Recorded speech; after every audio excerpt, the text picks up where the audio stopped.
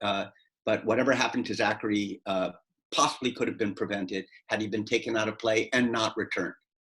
Then there's the Ricky Elder story, very complicated. This is a young man who had a long storied past of delinquency and behavioral problems, gets into the army, goes to Afghanistan, is in a Humvee, blast injury, concussion, and the person in the Humvee with him dies. So a big traumatic event, but he comes back and he's at Fort Bragg, and everyone's commenting he's not the same person before he goes to Afghanistan.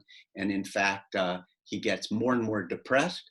And then perhaps you remember reading, he takes a gun and kills his battalion leader, and then he kills himself. And the question came up, does concussion, in particular blast injury concussion, lead to biologic alterations that promote depression and other neurobehavioral problems? Who knows? It's very, very complex. And then Ralph Wenzel, who played both for San Diego and the Pittsburgh Steelers, at age 52 develops severe progressive dementia.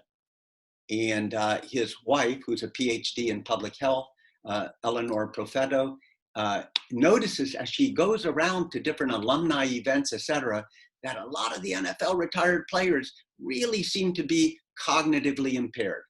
And that's the beginning of lots of investigation into the dementia associated with playing football in particular, but any contact sport or any activity that leads to recurrent concussions.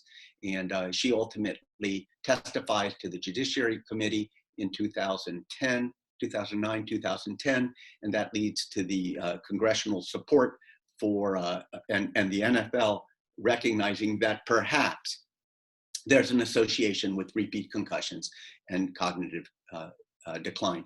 Listen, and I don't have the answers for any of this. My only point is, very hot topic in the last 10 years, and there was lots of research. And as a result of this and so many other things, the DOD develops an investigation portfolio. $770 million is set aside, and Colonel Dallas Hack in the Army is given this portfolio. And for many of us, we were able to tap into funding to do some of the research that we hoped would answer many of the questions related to concussion. $770 million later, I'm not sure. We've learned a lot, but nowhere near enough. So we'll go over a little bit of that, a little bit of terminology, and we'll keep building on this. You know, we use the terms MTBI, we use the words concussion.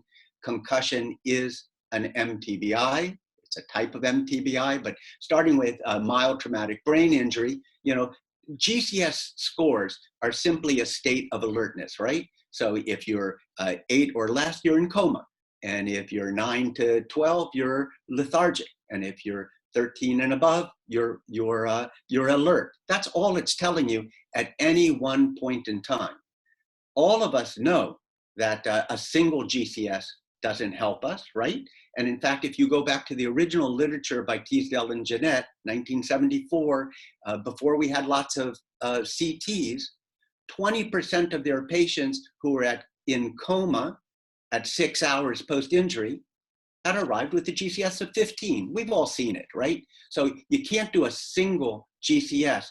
This is some of the problem, though, with the research and the databases in traumatic brain injury, because many times there's only a single point that's captured, right?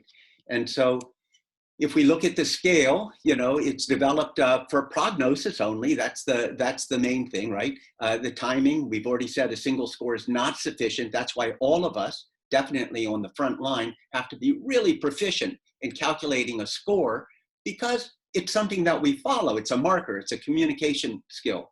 And it's not helpful, of course, in patients with mild injury. It was developed for severe injury, not mild. And in fact, it's interesting that if you start doing a neuropsych testing on people who sustained a concussion, which we haven't defined yet, Up to 60% of them have some cognitive impairment, right?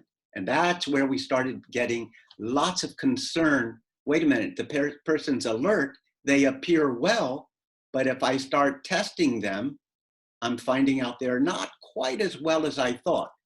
There's two big areas we're going to focus on, and I'll repeat myself multiple times. When you sustain a concussion, you have oftentimes a deficit in attention, and you oftentimes have a deficit in balance. But these are often very subtle findings. So part of our exam is making sure that we test for attention and balance, and we document it. And the reason this is important, why are we so concerned about concussion? Because let's face it, if you don't have attention and you don't have balance, you're going to hurt yourself again. And so that's why we like to take people who've sustained a concussion out of play, out of the office, off the battlefield, if we have that luxury, because they're not performing 100%. I mean, the last thing I want is someone without attention with a rifle in their hand, right? And the last thing I want is my quarterback who has his balance that's thrown off, going back out to continue play.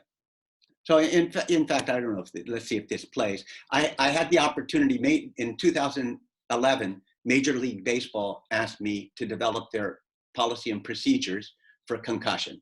Okay, I have to tell you, I'm not a baseball fan. I don't even know a lot about baseball. I never thought of baseball as a risk for head injury. Little did I know. It turns out, if you're playing football and you have a head injury, yeah, it's usually a concussion, and sure, but you got your helmet and your gear. Baseball players, when they get hit in the head, they really get hit. And the more I looked at Major League Baseball's videos and listened to players who injured themselves, I was amazed. I mean, look at this guy. This is Nicasio in Colorado. Here's the pitch. Oh, man. Okay. So he's down. What's his GCS? 3, right? He's out. He was knocked out, totally knocked out. So Nicasio comes around, though, quite quickly. They immobilize him. They put him in a collar. No problem there. By the time he gets to the hospital, he's awake. He's alert. He's saying, I'm great. I want to go back to play. It's just my neck is hurting me so much. And maybe some of you know the story. His head was fine, right? His prognosis, his brain prognosis was great, but he had a C1 fracture, and ends up getting the C1 fracture stabilized, and he plays the next season. Back again, single GCS score doesn't help us very much. Anyway, these are our challenges, right? 10% of patients who have a mild TBI, meaning GCS 13, 14, 15, which none of us like that categorization, right, will have an abnormal CT. And so in the literature, they try to then divide mild traumatic injury into complex and uncomplicated, or complex or not complicated, meaning a normal CT. The key here, though, for us, whoever's on the front line, is about 1% of patients with a GCS of 15, forget the 14 and 13s, are going to have a lesion that needs a neurosurgical intervention. And so what you and I are trying to do is identify who is that 1%, right? We want to get a CAT scan if that's what's indicated, so that a diagnosis can be made and they can get the specialty care they need, all right? Other things that make us a little bit concerned, 30% of patients who sustain a concussion will have related symptoms at 3 months. 5% of patients with a concussion have some sort of neurobehavioral disability at 1 year post-event. These numbers, I have to tell you, you can't hang your hat on them, because the science behind diagnosing the concussion up front is difficult, and patients are often very complex with comorbidities and social economic factors, and trying to sort out what's due to the concussion and what's due to other things can be a little bit difficult. So listen, if I come into you and I have chest pain, and I'm holding my chest, and I can't breathe, right? And I smoke, and I have hypertension. The suspicion is I'm having an MI. And I can tell you 50 years ago, I had the symptoms that equaled MI, risk factors, crushing chest pain. Then we started doing EKGs on everyone, right? And we started learning that everybody who we thought was having an MI isn't having at least an ST segment elevation MI. Okay, then we started getting a little bit better with biomarkers, and now you can't have an MI unless you make troponins. So our biomarker has become our quantifiable measure that injury has taken place. Without troponin, you didn't have an MI. You might have an ACS, right, that hasn't caused infarction, but you didn't have an MI. The question is, what biomarker, what objective measure do we have that somebody had a concussion? So we have to get to that. And then what you and I are asking when we see patients acutely, when is it safe to go back to work? Because if I've already mentioned that attention is impaired, cognitive processing can be impaired, the last thing I want is my Wall Street broker going back and buying and selling, right? The last thing I want is someone to be perhaps driving a truck. So I want it to be safe. And the last thing I want for kids is going back into an environment that causes more stress. And so, look, there's lots of tools out there.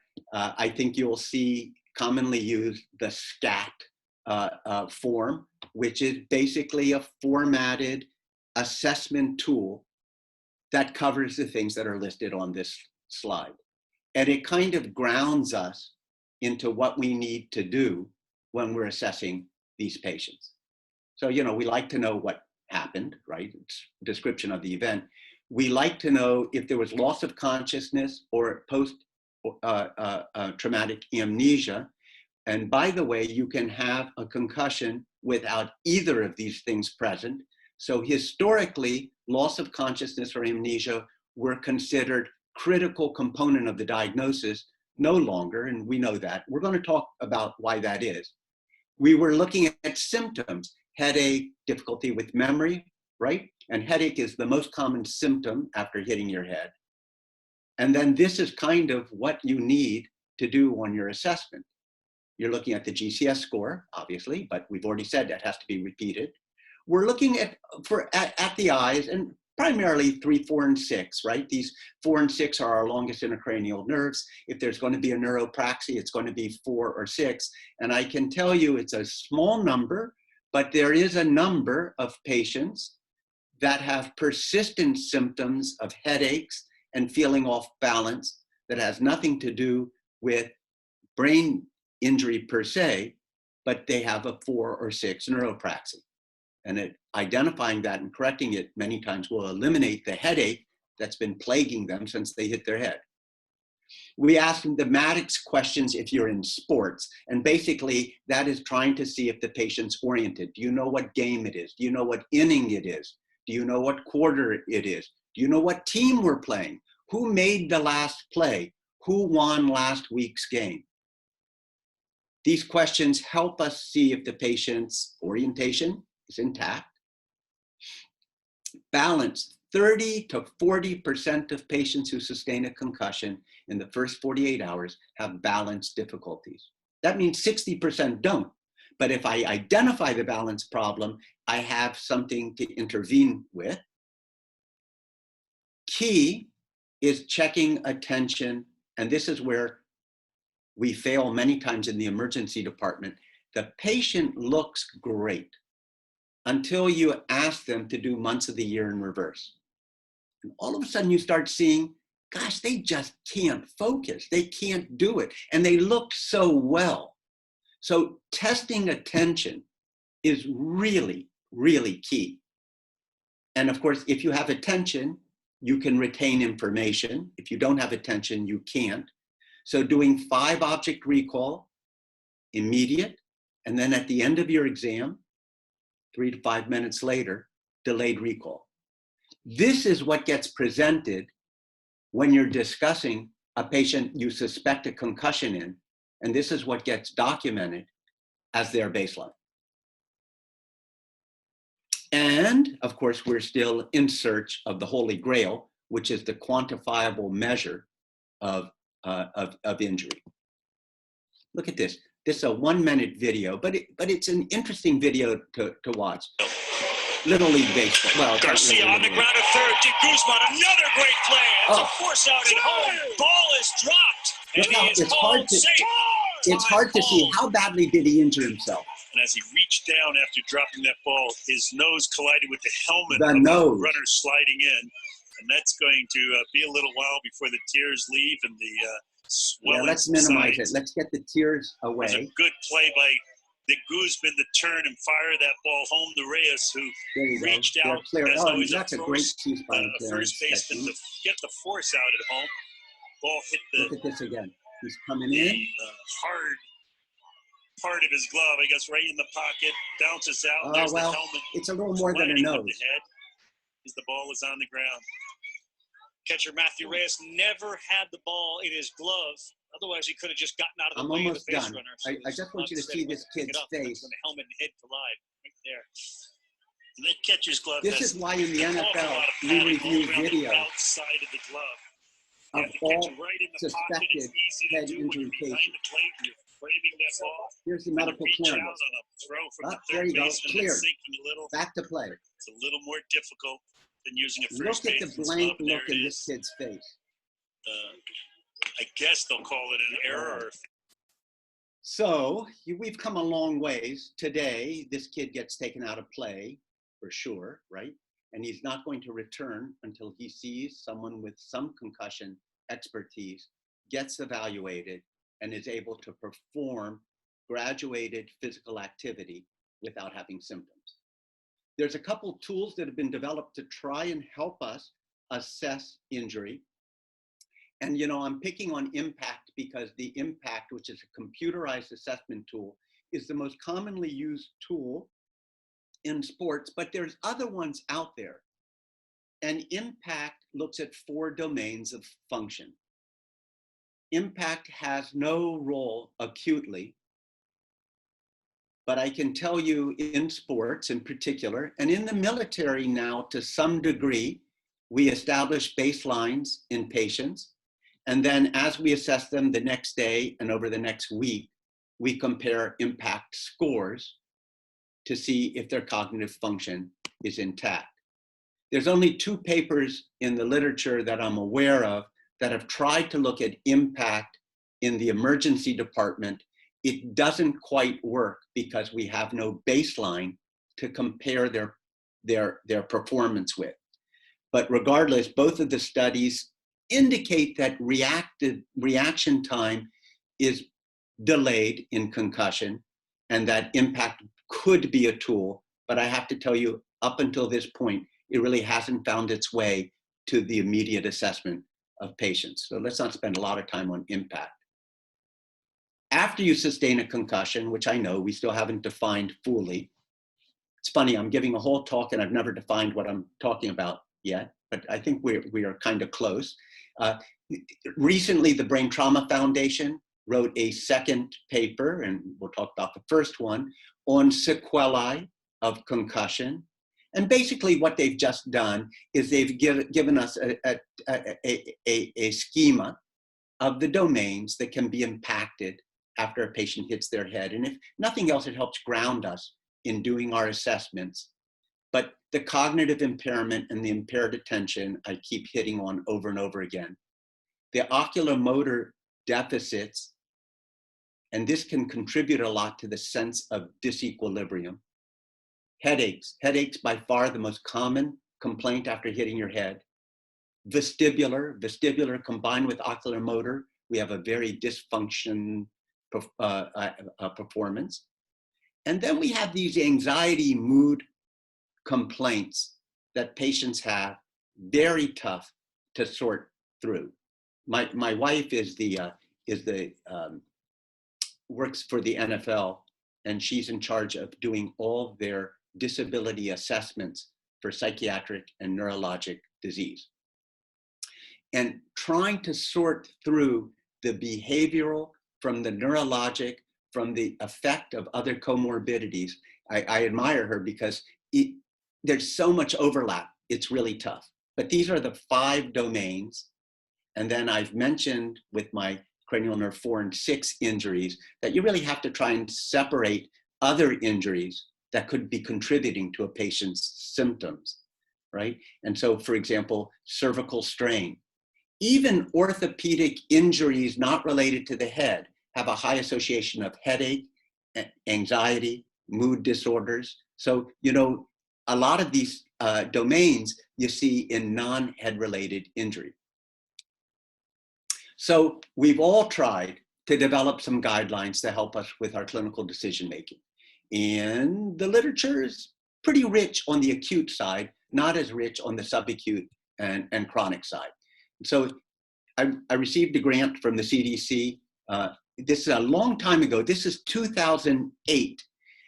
And we developed guidelines on who needs imaging and who can be discharged from the emergency department with the hope of trying to decrease the amount of unnecessary imaging. These guidelines are written in 2008. They've been reviewed, and they're in the process now. They've been reviewed every 3 years, but they're in the process right now of being updated. Basically, nothing new here. Anybody who's taking care of patients acutely are familiar with this. What's in front of you are the New Orleans guidelines for clearing. The New Orleans study basically looked at patients with GCS of 14 and 15 who had loss of consciousness or amnesia, but I already told you, amnesia and loss of consciousness aren't seen in the majority of patients who have a concussion, but those patients generally don't have an intracranial lesion. If the patient doesn't have any of the things that are listed on this slide, you don't need to CAT scan them. And you have good quality evidence to support that action. There's always a red herring, right? There's always the 1 in a million. But I'm telling you, you're practicing within the standard of care and providing good patient care. You don't need to CT the patient if they don't have any of these criteria. Turns out though, most patients who have a concussion do have one of these criteria, including a headache. And the guidelines from New Orleans really didn't quantify severe headache from mild headache. And so there's another recommendation, with or without loss of consciousness or amnesia. If the patient doesn't have any of these things or has any of these things, they get a CAT scan. If they don't have them, they don't need a CAT scan. This decreases imaging maybe 30%, 40%, but whether you're using Canadian rules, which this in essence is, New Orleans rules, the point of the matter is, just like Nexus criteria for C-spine, we can clear patients without always doing imaging. No problem there. MRI, we looked at in 2008. We've re-looked at it a number of times. There's no role for MRI in the acute management of patients. Every now and then I'll get a patient sent into the emergency department by a private practitioner who sends the patient in specifically for an emergent MRI for a concussion. And it's just not indicated.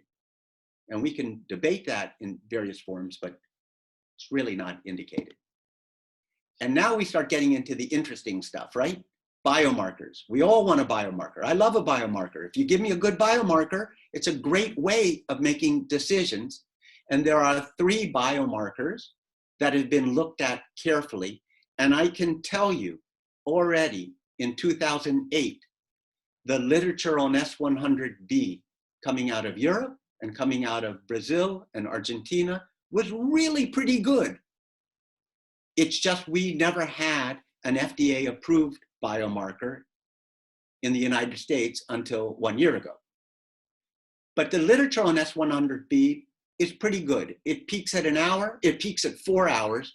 The problem is patients who come 6, 8, 12 hours later, S100B is not going to be a very good test. But acutely, it could be.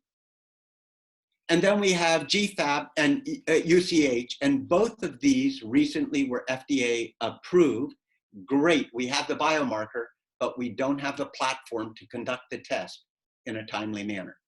But I would say stay tuned, because depending where you put the sensitivity, you can find a point where using these biomarkers, if they're negative, you can safely not image a patient. This is huge, in my opinion, in pediatrics, but for anybody, but especially in pediatrics, you know, I don't want to image kids if I don't need to. It can be a mess, right? Number one, keeping them still at times, and I have to sedate them. But number two, who wants the radiation if we don't need it? So all I can tell you is this: stay tuned. I think it will have a role in the nodal point, image or not image. But the biomarkers are not going to have a role if there was injury or no injury, meaning concussion, no concussion, I don't think. But it will have a role if the biomarker is negative to safely not image the patient. Already in 2008, we made a recommendation that you could use S100B if you had access to it. And we made that recommendation because a lot of our readers at the American College of Emergency Physicians are international, right? And they have access to S100B. All of us have the story. The patient looked good when they went home, and then they collapsed and they died, right? And the Natasha Richardson story. But of course, she was an epidural that doesn't get picked up on the ski slopes. And then 3 hours later, right, she goes into coma and dies. But assuming a patient gets a evaluation, assuming they get imaged, if the image is negative, is it safe to send them home, or do I need to wake them up every hour, right? It was crazy what we used to be doing, and make the poor patient more sleep deprived than they were.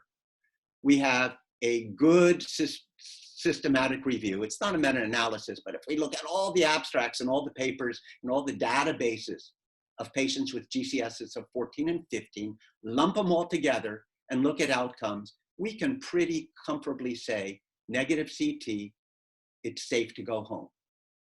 But there's a problem with this.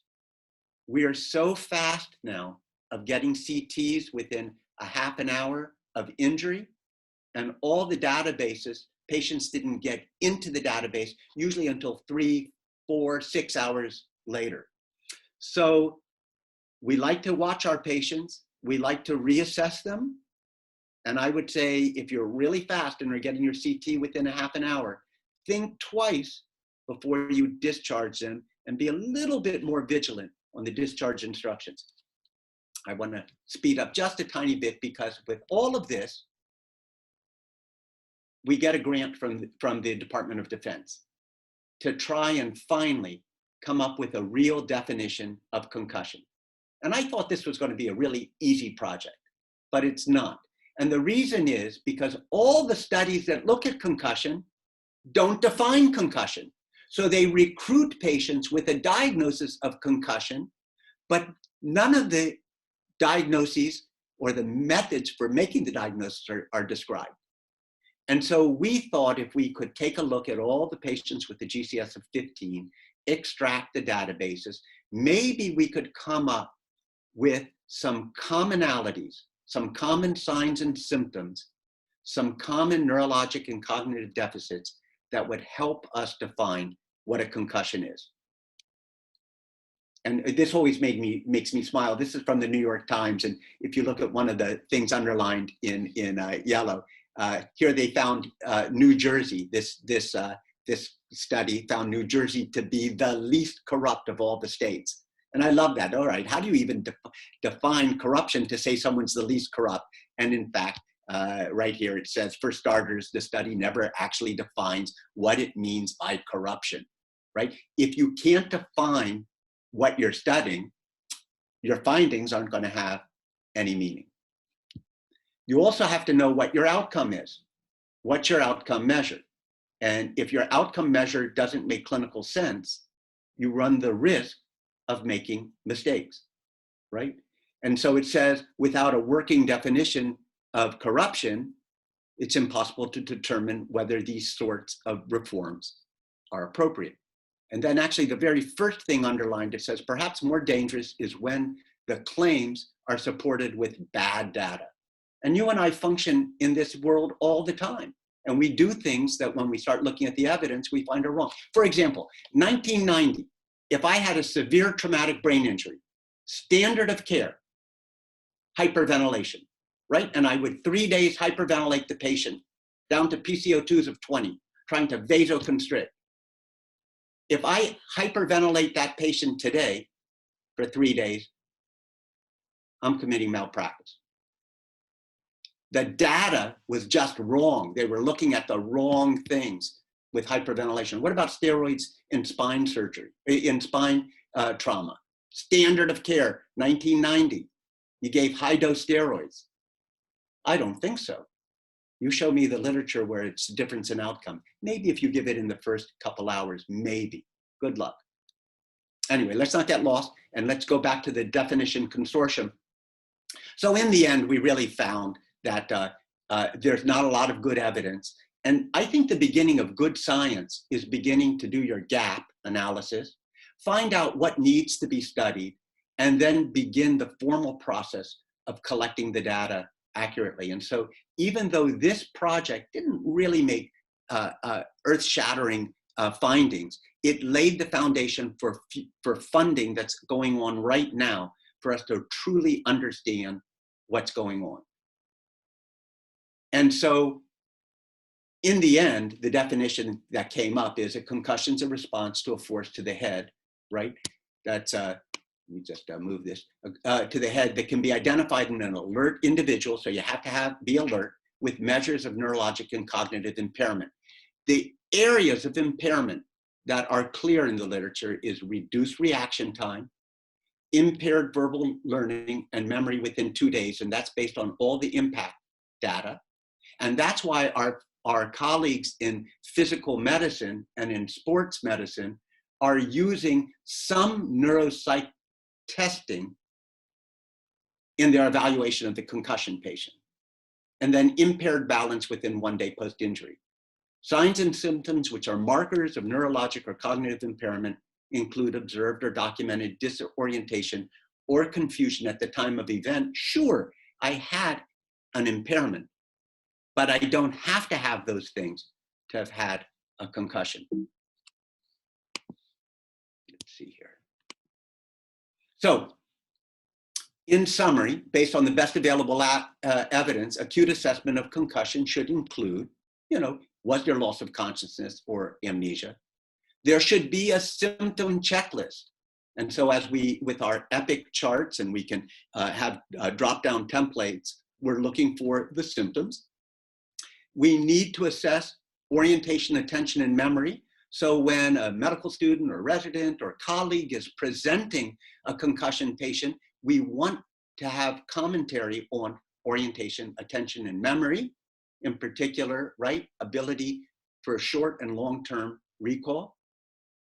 Assessment of reaction time we don't do because we don't have that good test. There are tests out there, but they're not commonly used. And assessment of balance. And here's a key point. Discharge of these patients should include education on PCS, on post-concussive symptoms. You've got to talk to the patient about the 5 domains where they might have impairment. The CDC Heads Up website has a nice discharge instructions sheet, and it doesn't talk about waking up and shining an eye in the pupils every hour, right? It talks about you might have difficulty focusing, you might feel foggy, you might have headaches, you might have nausea, you might have difficulty sleeping. The 3 minutes you take with your patient to reassure them by saying, this is not uncommon and it will get better. This alone, coming from the doctor who told me how I'm going to feel, has been shown in and of itself to decrease the incidence of post-concussive symptoms. And in my specialty, in emergency medicine, where everyone seems to feel so rushed that they don't have time to talk to patients, they're missing the key intervention that's going to promote wellness.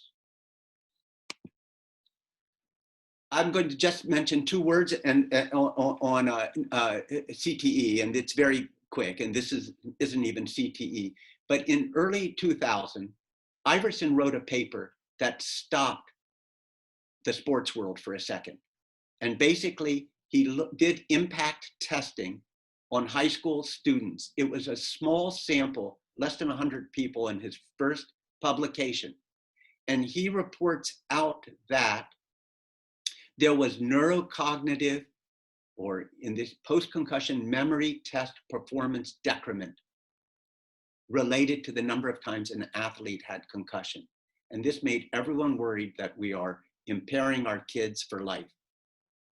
In 2006, he publishes a much larger sample, 664 controls, 203 concussed athletes, and at 6 months found no difference in performance. So it was reassuring. And since then, there have been a number of studies looking at post-concussive sequelae in athletes, and we really haven't been able to show, at 6 months, a year, and at 3 years, decrements. Now, your question and my question is, yes, but is there some small injury that gets cumulative over a lifetime? And that's really not clear. It is clear that there are some people who are genetically predisposed to have worse sequelae than others. The boxing literature gives us good supporting evidence of that. And then McKee, who gave grand rounds at Sinai 2 years ago, really hit the world hard when she presented her first series of 48 professional athletes and coined the term chronic traumatic encephalopathy, the Tauropathy. And she now has over 100 brains.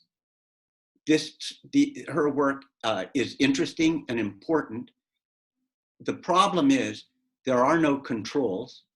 And the problem is the database doesn't clearly define who are these patients. Were they on steroids?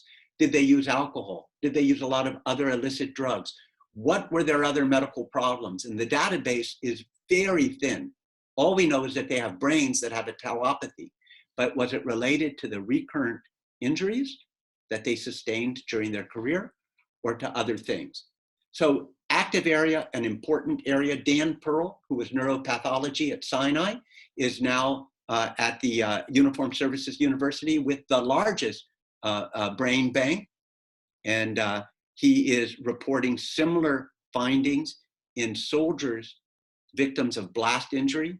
And so again, we're trying to get this all sorted out. Dan Pearl's a great person to have come give grand rounds, by the way. And he's a Sinai alumnus who misses New York. So anyway, here's my conclusion. The conclusions are a functional definition is emerging that's based on objective measures of deficits in neurologic and cognitive function. We want to make sure we have symptom checklists, balance testing, cognitive, and reaction time testing in our patients. The future that you're looking for and I'm looking for is, are we getting functional imaging that might help us? Maybe. But most people with a concussion get better. And I don't think we need to incur the expense of more advanced imaging in the majority. Biomarkers are going to help us, I think, with decision-making in CT versus not CT. I don't think biomarkers are ever going to help us make a decision on prognosis. In other words, the higher the biomarker, I don't think that means the worse the concussion. Eye tracking and other devices to look at attention are definite tools that will make its way into the emergency department and the acute setting. A loss of attention is a big finding in concussion. And if you're unable to track a red dot, right, on a disposable computer screen, it might be the indicator that a concussion took place. And then I don't know if you all have tested BrainScope at all. It's a BrainScope, and other companies are making disposable anywhere from 4 to 9 lead EEGs that are done at the bedside. They're presenting this technology as being very sensitive for brain injury. I think there's a lot of work yet to be done. But we need to be aware of this, and it's always exciting looking at innovations in care. And then once diagnostic criteria are established, we'll be able to do better studies on prognosis and outcomes. So that's a bit of a background in what I know on concussion, and I'm really glad everyone was willing to stay with me this long. Thank you very much, Andy. That was a great talk and a great overview of the current thoughts and concussion. I'm gonna allow everybody to. I'm gonna unmute everybody. So if there's any questions, please pipe up. If not, I have a question.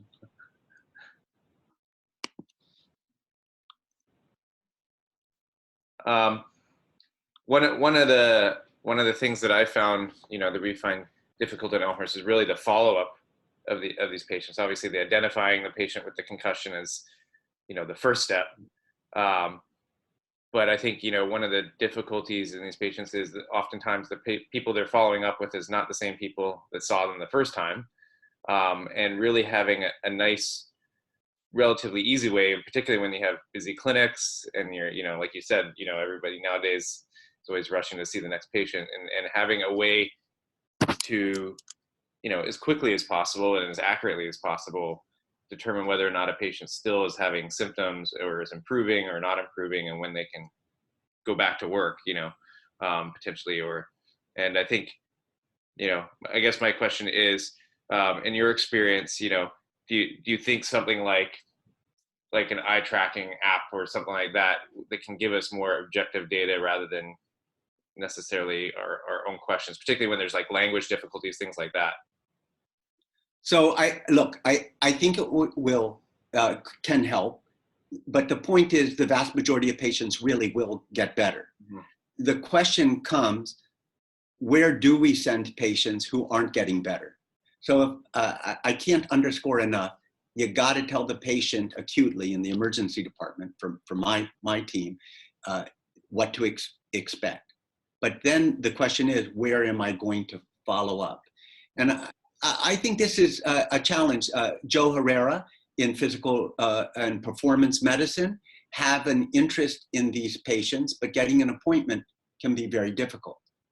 I think the tele support services that can be staffed by a well-trained NP or PA with algorithms could actually be an asset. And I think a telehealth solution is probably part of the follow-up formula that we need to be looking at. Patients need a recourse, because what happens, I'm 5 days out and I'm not feeling good. What am I worried about? I'm worried about, I have a brain injury, right? I'm worried about that. I need a CAT scan and an MRI, and all my friends are telling me I better go see the doctor. If I could talk to somebody who could normalize what I'm going through, maybe I don't need to come in this week. But we don't have those systems really well in place. We started though at Elmhurst a concussion clinic, but I don't know where we are with that.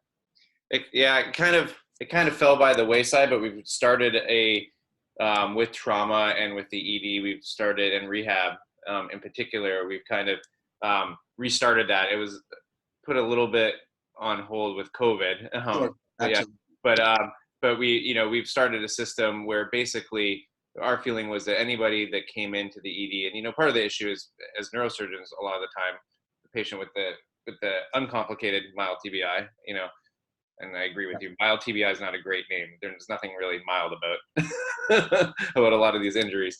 We're not usually necessarily consulted, and so, but what we devised was a system whereby, depending upon the day of the week, they will either go to the trauma clinic or go to the neurosurgery clinic, ideally so that any patient with a concussion is seen within a week of their injury, so they have some place that they're going to follow up. And like you said, I think it's a vast minority of people that I see that are still have, at least on a bedside exam, still have significant symptoms more than a week or 2 weeks out. And certainly, the patient that's still having significant symptoms a month out, like the true kind of post-concussive syndrome, is pretty, at least in my experience, pretty rare. That's right, but they are complicated, and they need a lot of time to dissect through all of the issues. There is a small subset that we don't want to lose, but finding that subset is a challenge. That's why I do emergency medicine. I can refer the patient to you. Yeah. I mean, we've what we're doing at Elmhurst is trying to, like you said, set up algorithms whereby that's right, everybody's using the same, particularly in the clinics, the same criteria that leveraging things like Epic and note templates so that patient has a concussion, we're all looking at the same kind of criteria. And then if they are still demonstrating, you know, say mainly vestibular symptoms, that we can then send that patient to vestibular rehab. That's right. Hook into that. And I think that, you know, that's really the main kind of hurdle to overcome, is that initial getting into the system, getting hooked into the system, so that people aren't. I'm with you there. Yeah. Anybody else have questions?